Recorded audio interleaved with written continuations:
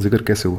1867 ایک ایسا ایونٹ تھا جس میں ہندو مسلم کنٹروورسی سٹارٹ ہوئی تھی, آپس میں فائٹ ہوئی تھی انڈر دا برٹش رول. یہ دونوں الگ الگ ایک قوت بن کے آئے تھے. مسلمان چاہتے تھے کہ اردو ہی چلے جو اس کا ایک رسم الخط چل رہا ہے, ہندو چاہتے تھے کہ نہیں ہندی آئے اور اس میں دیوناگری اس کے اسکرپٹ کے ساتھ آئے. تو اس لیے یہاں پہ کلیش ان کا چلا, جہاں سے یہ شروعات ایک کہہ لیں کہ بنتی ہے. 1885 میں انڈین نیشنل کانگریس فارم ہوئی, اے او ہیوم نے بنائی. جیسے آپ جانتے ہیں مطلب اے او ہیوم ایک برٹشر تھا. پھر 1900 میں یہ ہوا کہ ہندی کو ڈکلیئر کر دیا گیا as a second official language. اب 1905 بعد میں پارٹیشن آف بنگال ہوئی. بنگال میں یہ تھا کہ ایسٹرن میں مسلمان تھے زیادہ اور ویسٹرن پارٹ میں یہ کہتے ہیں ہندو زیادہ تھے, لیکن اوور آل پروونس میں ہندو زیادہ تھے, اور ہندو لائک ویل پلیسڈ تھے کیونکہ وہ زیادہ بہتر پوزیشنز پہ تھے ایجوکیشن میں یا اس میں. اور اس کی دوسری وجہ جو برٹشرز نے کہا تھا وہ یہ تھا کہ اس کی آبادی بہت زیادہ ہے, مطلب 7-8 کروڑ اس وقت کے زمانے میں, تو ہم اس کو یعنی کہ نہیں اس طرح کر سکتے. اور کچھ لوگ یہ بھی کہتے ہیں کہ یہ ڈیوائڈ اینڈ رول پالیسی تھی. سوادیشی موومنٹ تھی اسی دور میں 1905 میں سٹارٹ ہوئی, جو گاندھی نے چلائی تھی کہ برٹش پروڈکٹس کو بوائیکاٹ کیا جائے. اور 1906 شملہ ڈیپیوٹیشن آغا خان کے جو سربراہی میں ملے, اور اسی کے نتیجے میں پھر مسلم لیگ آل انڈیا مسلم لیگ قائم ہوئی. 1908 میں پریس ایکٹ تھا, اس کے تحت انہوں نے پریس کی سرٹن پاورز کرٹیل کرنا چاہی تھیں. 1909 مورلے منٹو ریفارمز آئے, اس کے تحت انہوں نے انڈین لائک اسمبلی میں لیجسلیٹو اسمبلیز میں جو لوکل پاپولیشن تھی اس کی بھی انٹری کروائی.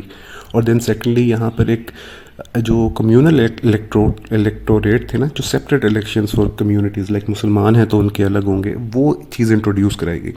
1911 میں خیر پارٹیشن آف بنگال ختم ہو گئی, اور 1912 میں بلکان وارز ہوئیں اسٹارٹ, جس بلکان وارز میں یہ تھا کہ اوٹومن امپائر جو تھی اس نے اپنا یورپ میں موسٹلی حصہ کھو دیا. اور یہ بلکان وارز ہی تھیں جو بالآخر 1914 میں ورلڈ وار 1 کے بریک ہونے کی وجہ بنی. 1916 میں لکھنؤ پیکٹ ہوا, جیسے سب نے آپ نے پڑھا ہوگا. قائد اعظم کانگریس اور مسلم لیگ اکٹھے بیٹھے, اور انہوں نے کچھ ایمبیسڈر آف پیس کا بھی ٹائٹل دیا گیا قائد اعظم کو. 1919 میں مونٹیگو شمسفورڈ ریفارمز, جیسے 1909 کے منٹو مارلے ریفارمز تھے, اسی طرح یہ تھے, مگر اس میں بہت وسیع کر دیا گیا تھا. اس میں ڈائیارکی انٹروڈیوس کرائی گئی تھی کہ کچھ سبجیکٹس تھے تو جو انڈینز کو لوکل کو دے دیے گئے تھے, اور کچھ تھے جو برٹشرز کے پاس تھے. دین سیکنڈلی اس میں لیجسلیٹو ایک کونسل آف اسٹیٹس بھی تھی جو کائنڈ آف اپر ہاؤس ہے, اور اس طرح پروونسز میں بھی اس میں بائی کیمرل سسٹم انٹروڈیوس کرایا گیا تھا. 1920 میں نان کوپریشن موومنٹ, اچھا 1990 میں ہی نا کچھ اور بھی ایونٹس ہوئے, جیسے کہ رولٹ ایکٹ آیا. رولٹ ایکٹ کے تحت یہ ایک ڈریکونین لا تھا کہ اس کے تحت آپ انڈیفینٹ پیریڈ کے لیے بھی کسی کو اریسٹ کریں جس پہ آپ کو سیڈیشن کا چارج ہو, اور بغیر مطلب کسی ٹرائل کے یا بغیر کسی اس کو رائے دیے اوپن کورٹ میں اس کا انصاف کیا, آپ اس کو انڈیفینٹ پیریڈ کے لیے کر سکتے ہیں. اور یہ رولٹ ایکٹ کا ہی ایک نتیجہ تھا کہ جس کے نتیجے میں جلیانوالہ باغ میسیکر ہوا, اور وہاں سے پھر معاملات اور خراب ہوئے, جہاں پہ پرامن یعنی کہ جو مقامی تھے لوگ وہ ایک پرامن احتجاج کے لیے اکٹھے ہوئے تھے. خیر بیساکھی کا میلہ تھا, لیکن اس پر جنرل ڈائر نے فائرنگ کروا دی, اور ایک میسو یعنی کہ یہ کہہ لیں کہ میساکر تھا. جو اسی میں خلافت موومنٹ بھی سٹارٹ ہوئی, کیونکہ 1919 میں جنگ ختم ہو رہی تھی, اور برٹن نے جو یعنی کہ معاہدوں کے تحت کیا تھا کہ اوٹومن امپائر کے اب ٹکڑے کیے جائیں گے, تو خلافت موومنٹ ایک اس کے خلاف معاملہ تھا کہ اس طرح. اور اس میں گاندھی نے بھی ساتھ دیا, اور نان کوپریشن موومنٹ میں بھی یعنی کہ اس کو ایک اپنایا گیا نا. لیکن 1922 میں چورا چوری انسیڈنٹ ہوا کہ جب ایک پولیس اسٹیشن پہ انہوں نے آگ لگائی, جس کے نتیجے میں کافی پولیس والے بیچارے جل کے مر گئے. تو اس نتیجے میں پھر گاندھی نے نان کوپریشن موومنٹ اینڈ کر دی. 1927 میں دلی پروپوزلز تھے, اس میں پرائمرلی مسلمانوں کا مین جو چیزیں ڈیفینڈ کی گئی تھیں کہ 1/3 شیئر رہے, جو قائد اعظم بھی کہتے رہے فیڈرل لیجسلیشن میں. دین پروونشل اسمبلیز میں وہ کہتے تھے کہ مطلب پاورز باقی جو ہیں وہ ادھر ہیں. اب سائمن کمیشن بھی ادھر آیا, جس کا سائمن کمیشن کا مین مقصد تھا کہ یہاں پہ کانسٹیٹیوشنل ریفارمز لے کے آنا. 1928 میں نہرو نے رپورٹ دی, جس کے تحت نہرو نے بتایا کہ, اور نہرو نے یہ کہنا چاہا کہ ہم مائنورٹیز کے لیے سیٹس فکس کریں گے کمیونٹیز کے لیے, لیکن ہم مطلب سیپریٹ الیکٹوریٹ نہیں, جنرل الیکشنز ہی ہوں گے سب کے لیے, تو جیسے آج یعنی انڈیا میں ہوتے ہیں. دین سیکنڈلی انہوں نے یہ بھی ساتھ کہا کہ جو ریزیڈوری پاورز ہیں، جو بھی پاورز ہم نے ڈسکس کی اور جو رہ گئی وہ سینٹر کے پاس ہوں گی. تو جناح قائد اعظم محمد علی جناح نے 14 نکات جو پیش کیے 1929 میں، اس میں مین یہی 2 باتیں انہوں نے نا نہرو کی یعنی ختم کی. کہ پہلی انہوں نے کہا کہ نہیں 1/3 سے کم نہیں ہوگی وہاں پہ ہماری ریپرزنٹیشن، سیپریٹ الیکٹوریٹ ہوں گے. دین سیکنڈلی 1/3 سے کم ریپرزنٹیشن کسی حال میں نہیں ہوگی.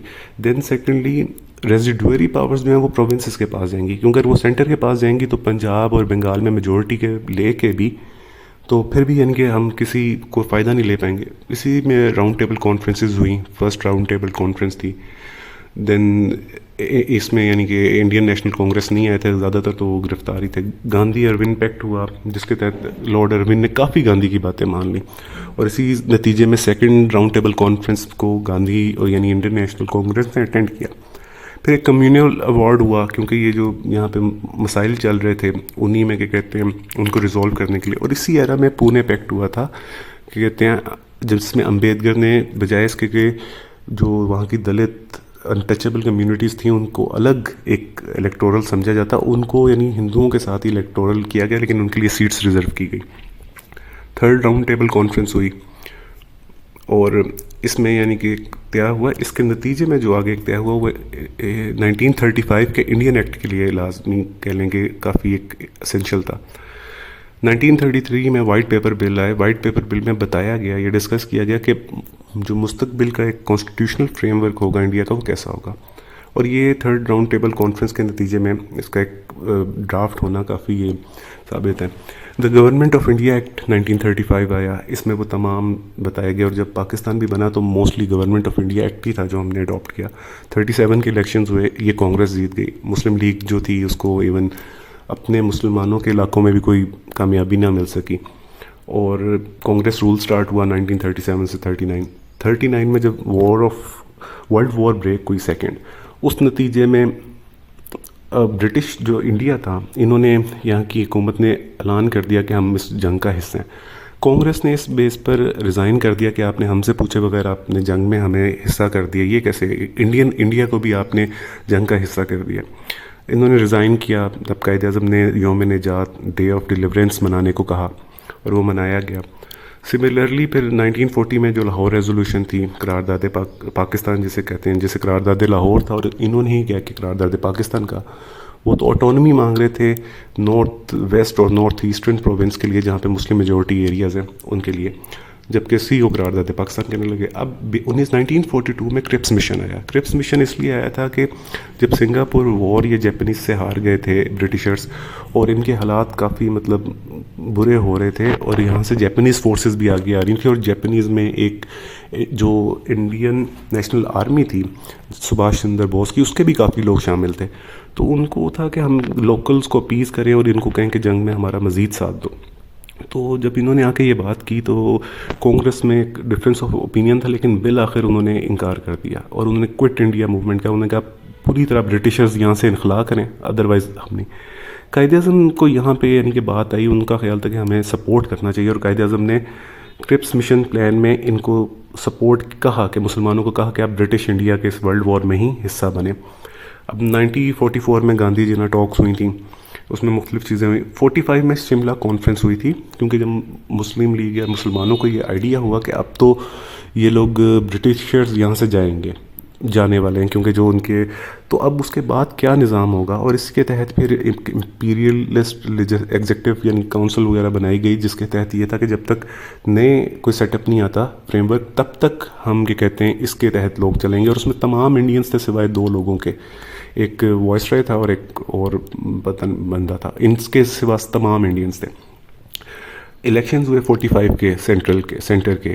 اب اس میں جیتتے تو یعنی کہ انڈین نیشنل کانگریس، لیکن مسلم لیگ جو پہلے 0 پہ تھی وہ 30 سیٹس پہ آ گئی all of a sudden. Majority Congress کے پاس گئی، بگسٹ پارٹی کانگریس تھی، لیکن مسلم لیگ نے اتنا پروف کر دیا کہ تمام مسلمان علاقے ہمارے پاس ہیں، مسلم میجورٹی ایریاز.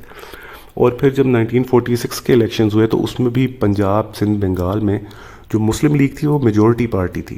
یہ ایک الگ بات ہے کہ پنجاب اور سندھ میں وہ حکومت نہیں بنا پائے تھے، اور NWFP میں بھی فرنٹیئر گاندھی کی حکومت تھی، اور بنگال میں خیر تھی، تو مطلب بنا سکتے تھے یہ لوگ حکومت، اتنی ان کی اسٹریٹجی تھی.